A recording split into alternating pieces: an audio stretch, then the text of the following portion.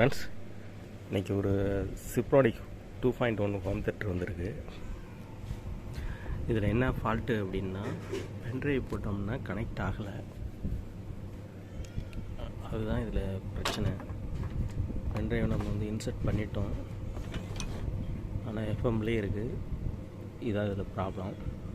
இது என்னென்னு பார்ப்போம். ஹலோ ஃப்ரெண்ட்ஸ், இதை நம்ம அந்த யூஎஸ்பி போர்ட்டை நம்ம கேட்டிட்டோம். இதில் என்ன ஃபால்ட் அப்படின்னா, யூஎஸ்பி கனெக்ட் ஆகிற இடத்துல அந்த உள்ளே இருக்கிற 4 டெர்மினலில் ஒரு டெர்மினல் அப்படியே வளைஞ்சி போயிருக்கு. இது நம்ம போடுற பென்ட்ரைவில் அது சரியாக கனெக்ட் ஆகலை.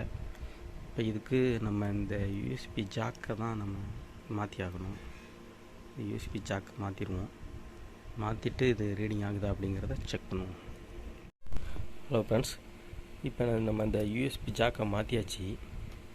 இதை நான் மாற்றுறதெல்லாம் வீடியோவில் காமிக்கலை, ஏன்னா அது மாற்றுற டைம் அதிகமாக எடுத்துக்கிடுது, வீடியோவும் லென்த்தாக போகும். அப்படிங்கிறதுக்காக அதை நான் காமிக்கலை. இந்த யூஎஸ்பி ஜாக்கை நம்ம மாற்றியாச்சு. இப்போ இதை இந்த யூஎஸ்பி ஜாக்கெட் பிரேமில் செட் பண்ணிவிட்டு நம்ம இது ரீடிங் ஆகுதா அப்படிங்கிறத செக் பண்ணி பார்ப்போம். நம்ம யூஎஸ்பி ஜாக்கு செட் பண்ணியாச்சு. இதில் யூஎஸ்பியும் கனெக்ட் பண்ணிட்டோம். இப்போ ரீடிங் ஆகுதா அப்படிங்கிறத நம்ம செக் பண்ணி பார்ப்போம். ஆன் பண்ணியாச்சு. Play by USB drive.